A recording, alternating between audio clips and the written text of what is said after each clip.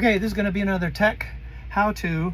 I solved the problem that sometimes I want to take stills that I'm in, and I work alone. That's what autistic people do.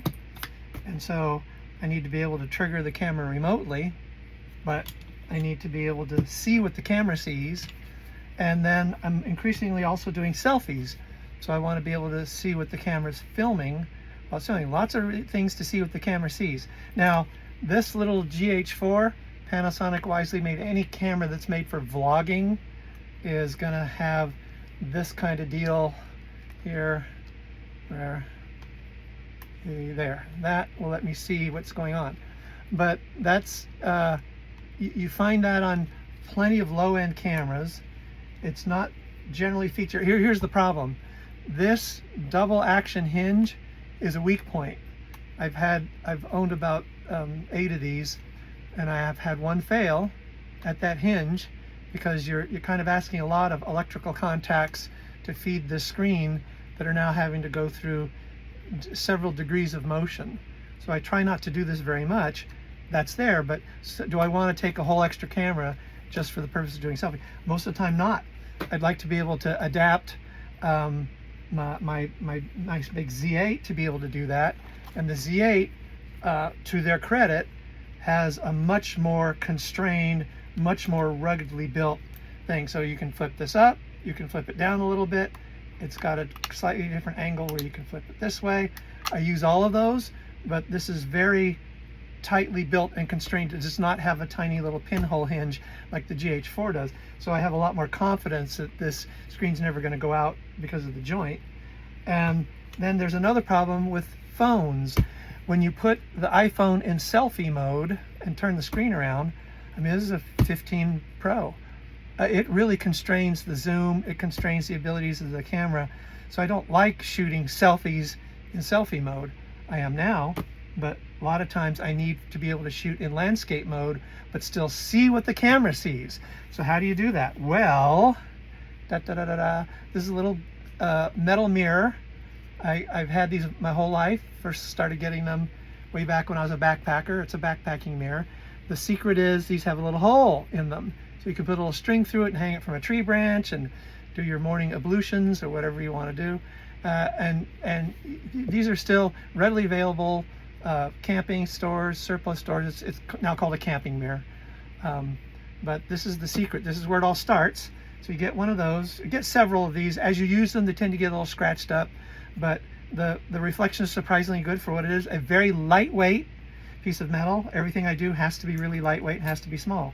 So the secret now is, how do I put this behind this? If you can see what I'm doing, it has to be able to kind of go behind here in a position where I can move it around and see the screen reflected.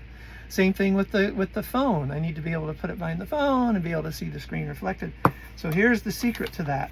It starts, the key element to this is, this thing is called an aluminum dual twin mount. This is for GoPros. This little aluminum piece from there to there is a GoPro twin mount that will now take 2 hot shoe mounts for GoPros and let you do twin GoPros. It's aluminum. This is a little bit pricey. What did I pay for that? I think it was like 20 bucks. That was the most expensive part. This is a standard GoPro hot shoe mount. This is a standard GoPro, wait, what do we got here? That's a standard GoPro stub. This is a standard GoPro right angle. This is a standard GoPro short arm, and this is a standard GoPro hot shoe.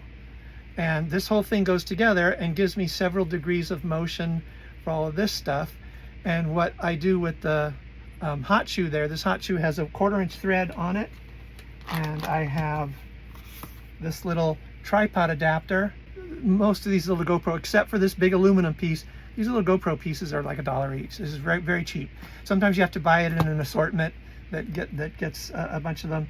But anyway, this mirror takes this 1/4 inch screw, and you can just get any kind of 1/4 inch screw. I just use this one because it's bigger to grab, easier to turn. Here's a couple of spacer washers, because this doesn't screw, this hole isn't quite deep enough. There we go. So I now have that those spacers were enough to account for the how shallow that piece was. And the spacers helped me move this now. This is now something I can kind of rotate around because you'll have to do that. So that's the basics right there. What we're going to end up doing is slide this onto the top of the camera. So let's get that set up. Here's the Nikon. We'll show you Nikon mode first. Let's turn that around so you can see what I'm doing. Got the Nikon put on. All right, there's the Nikon that's on. Let's turn it on. So there's the back right there. This back screen is on. So now the secret is I need that point of view to be able to see what's going on here. So here's how we do it. We're just going to slide this hot shoe into the top of the camera. And then this just, you kind of stand in front of it, kind of move around and kind of get a little angle. You can kind of see, there you go, right there, right there. You can see, so from my perspective where I'm standing, you end up, you know, adjusting a little bit, but you don't need to see very much. And then what's nice about the twin mount is now this is a cheapo little wireless camera release. So I can mount this into the front. Okay, so that's the Pixel Pro Commander. This is just a little bit of taped cardboard I have that protects the power switch. I'm often packing these things in soft bags or in my backpack. So rather than a hard case, which takes up space and adds weight, there's just a little piece of tape and a little piece of cardboard and a little slit to allow the switch. There's a pressure switch in these. So this keeps the pressure switch from being accidentally activated. Same thing here, I've just got a little piece of tape around it. But there's my remote, there's the, let's turn this on, there's the screen. So now, so that's how I do it with the camera. I could go stand out there and start and stop. I can take stills, I can start the camera filming, do whatever I want. So now the next part, how am I gonna film the next part? I gotta show you how to do this on the phone. So let's take this off and take this off. I don't want to carry a whole extra tripod when I'm doing selfies in the field. So instead of a tripod, I'm using one of my light stands. I normally take 2 light stands when I go out filming because I like to be able to illuminate the night landscape from high positions, from positions that simulate the moon. You know, you want to try to capture and illuminate and cast shadows the way normal nighttime things would do. And then sometimes you deliberately want to cast light and shadows from really down low because you can light up paths and leading lines and composition lines. You can do lots of things like that. So I normally go out with 2 very lightweight light stands. So one of them, before I put it to use as a light stand, I may put it to use as a selfie.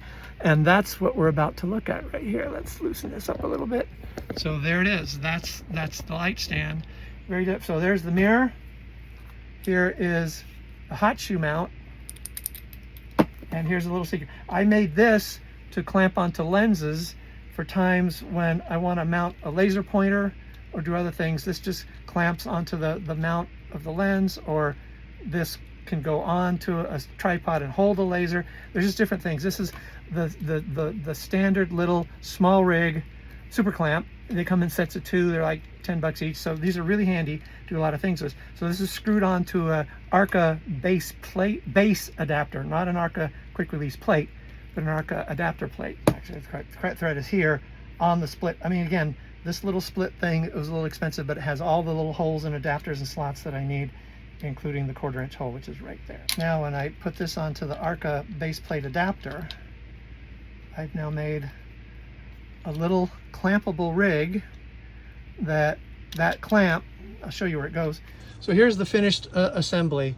Here is the light stand, like I showed you, the bracket going up to the phone bracket. I just love the twisty kind. These are much easier to work with. My phones often have things on the back that make them thicker, so I've added these little screws to help hold them in. But the phone is now facing the mirror front, so it can use the big rear camera, which is the whole point of this. You want the phone to be able to use the big rear cameras out here, pointing that way, going that way, pointing out to that's the scene, and the screen of the camera is now facing back towards the mirror. And so here's the mirror adapter I showed you. There's the clamp, there's the base plate adapter, there's the twin bracket, the GoPro bracket, there's all the GoPro arms that I showed you before, going out to the mirror. And so when it's mounted properly, there's the mirror behind it. So you're going to be at a different angle that lets you see. But as you can see, if my hand is the screen, there's the back screen. My hand is now clear in the mirror, so I can now see what the iPhone is seeing. I can adjust, I can set up, I can do whatever I want to, and make sure I stay in frame while the iPhone is facing backwards. The screen is towards the mirror, but the main camera is facing towards me. That's how it works. So that's the same little device. It solves a problem on the Nikon for shooting selfies. It solves a problem for anything that doesn't have an articulated screen. And I'd say the most expensive part was as I said, the twin bracket. The rest of the parts on here were like, I don't know, $5-6 total. So it was fairly cheap. The clamp was a little more, but the clamp is special to this kind of setup for using with an iPhone. And the clamp has tons of other uses. That little clamp with the Arca bracket, oh, that's incredibly useful. Use that all over the place. Okay, that's it.